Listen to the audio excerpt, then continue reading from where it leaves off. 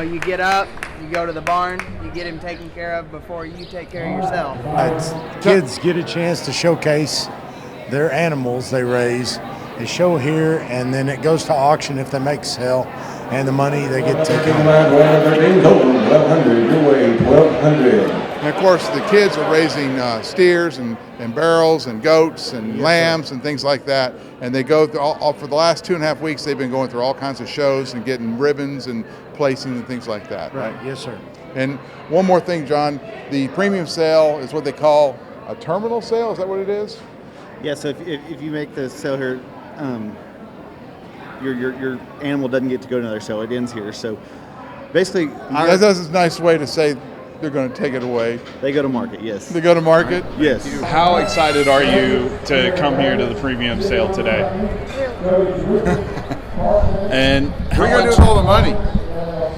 Put in my college fund. Now, what's your dream college? Texas A&M University. Did he say Texas A&M? He said Texas A&M. He said Texas A&M. For the 2020 San Angelo Stock Show and Rodeo, San Angelo businesses at the premium sale Saturday are poised to pass a major milestone: $1 million. In 2019, the auction held on the last day of the San Angelo Stock Show in the Gandy Pavilion hauled in a record-breaking $950,000. And that was over $150,000 more than 2018's $800,000.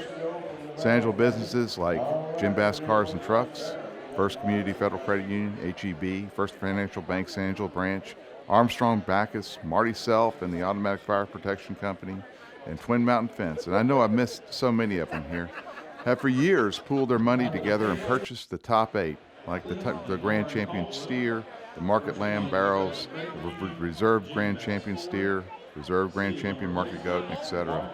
But this year, a newer and younger group of businessmen and women has emerged, and they call themselves the Syndicate. Local businessman John Hudson explains. Last year we were right on the brink of hitting $1 million to the premium sale, and for 2 weeks, families from all over the state come to San Angelo. They spend their money here. It's a great thing for the city of San Angelo. These people come from all over the state, so the least we can do is try to raise a little more money to reward the kids that are working all year long on these projects, doing this, doing that. And a lot of the local kids, they get a lot of support at the premium sale, but there's families that drive from halfway across the state that sometimes what their animal sells for at this sale or others, it's not even enough to break even. The organizers of the Syndicate saw an opportunity, that is, to provide seed capital to contestants who aren't placing in the marquee slots. They want to give cash to the kids who are just starting out in livestock shows or who didn't have the venture capital available 8 months ago to purchase award-winning bloodlines to win these livestock shows. Who knows? This kind of support may create the next Grand Champion steer. San Angelo businessman Jack Graves describes the Syndicate's niche. That's been the goal from day one, and our group, last year we raised $12,000. We were able to give 60 kids an extra $200 on the bottom. We started from the bottom and tried to support the kids that may have not made as much at the sale, but they still worked as hard and they made the sale. So they deserve as much as we can afford to give. And this year we've got some other guys involved our age, and it kind of exploded. The explosion of new money that the Syndicate promises to bring to the premium sale will help San Angelo's tourism industry. Most of the hotels here aren't filled with performers or those attending the 12 performances of the San Angelo Rodeo inside the arena.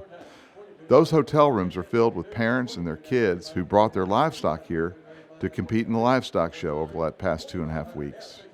The San Angelo Conventions and Tourism Bureau estimates that every tourist arriving here is worth about $380 a night. Tourism in San Angelo is big business.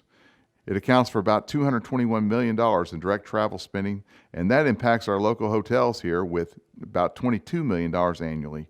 It also provides 3,200 travel and tourism jobs. Those are jobs like that guy or gal at running the check-in counter at the local hotel or the waiter at your local restaurant. And that helps San Angelo entrepreneurs like Jack Graves and John Hudson. A lot of guys in their 30s, early 40s, young business owners in town that are just starting to do well enough to give back. The Syndicate is getting serious. To get big money, you have to get organized. We sat down, we formed a 501c3. Our mission statement has been simple. We are going to take care of the sale from the bottoms-up approach. Take care of kids from here to here, and I would say 99% of the people that have read about what we're doing want to get involved. So we're not trying to make recognition about us, the donors. Most of the donors are anonymous.